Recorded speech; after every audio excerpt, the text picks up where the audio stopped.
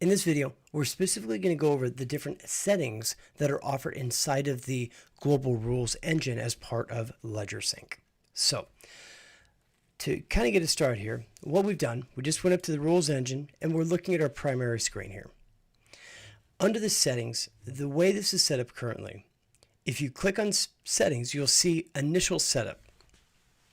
This is here to where if you need to go through the initial setup again for a client, you can actually click on this and then just go through the whole process that you would normally do to connect a client for the very, very first time. Now, the next one below, the accounts mapping. This is fundamentally that very first step where all of the different accounts you have already connected inside of Ledgersync, where we ask you to map them to the correlated accounts inside QuickBooks Online. So keep in mind, if you have a client that ends up adding on new checking, saving, credit card accounts, and you pull those into Ledgersync, you will need to make sure you have an account created inside of QuickBooks Online, of course, and then you'll need to come back here to map those so it will know where transactions need to go to. If you don't do that, on the transactions page, you'll be able to see pretty easily that there's not an account listed specifically here as to what account things should be going to. So super important to remember that part. The next piece down is our global categories. Now, we talked about global categories in previous videos, but ultimately where this comes into play is when you are starting to add more and more clients on. And think about even adding newer clients on.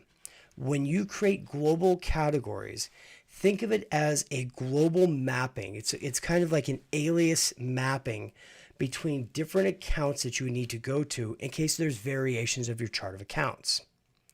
This is also a great way that if you're more of a generalist and you need to create global categories by industry, when you create one, the way you name it, if you wish, you could actually just add on and say construction. And by doing this, you'll know as you have your entire list of different clients here, which ones you wish to assign or not assign. It's not required to assign every single client to a global category, but understand if you don't, the global rules related to this global category will not work for that specific client. You also want to make sure to add, of course, the description. This just helps to make sure that people stay on track and are only assigning things that make sense. The top pieces here, hit save to save it. The bottom ones will auto save. Once that's done, you can basically click the X to close out. And now you'll see inside of here.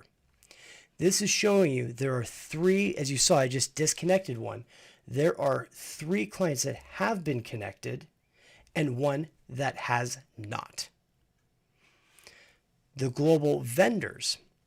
The global vendors, this is your overall vendor list that would work across all different clients.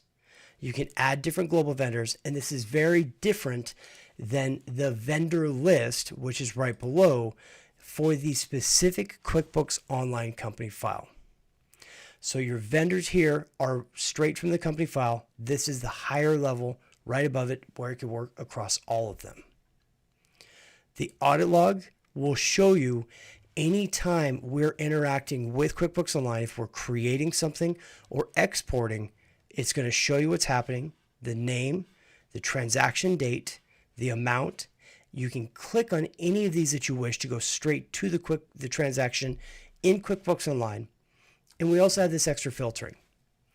The logic behind this is, let's say for some reason you need to be able to get into here, filter down by a certain event type or a certain vendor because maybe things were not pushed correctly, so forth. You'd be able to get to the grouping of it very quickly. We're currently working on the ability to have a batch delete transactions in case somebody accidentally sends transactions duplicate wise, so if you need to pull things out quickly. Now into the rules area, we have a couple different things. We have our import rules, as we showed in a previous video, where you can literally take the QuickBooks Online bank rules that you have, upload them in, and pull them in through the process. We also have our wizard that'll kind of walk you through the steps if you wanted to create a brand new rule for either a global, which is here as well, or a client, which is at the bottom. You can go right into either one of these and very easily just create a rule just by clicking add a rule. You'll notice when you're doing this, you'll have your basic naming, ABC, transactions applies to, money out, then expands, and it's going to follow many of the characteristics you're very familiar with, of course, with QuickBooks Online. All or any, bank text, amount, all the details that you need, but you need to kind of go through and fill them out going in line, of course. We also have filtering at the top here, so active versus inactive rules. You have applied to, money in, money out, searching. So as we expect, you may start getting larger and larger lists, either at the client or global level. You can do some searching and filtering to find this stuff. All tables have the ability to expand the number of things that are being shown on them, of course. And then here, if you need to edit something, if you just click on the line, you can edit the rule itself, or on the client-specific ones, if you click on the pencil, make it inactive, convert it to a global, or delete the rule. Again, as a quick reminder, if you convert it to a global rule, you will have the ability that those rules will be able to work across all different clients. So hopefully this quick little video helped give you a little better context of all the settings inside of the Global Rules engine. If you've got some more questions, please feel free to reach out. Hey, if you have any suggestions as well, we're absolutely accepting them at this time. So we hope this is definitely a time-saving tool, and we'd love to hear your feedback on this.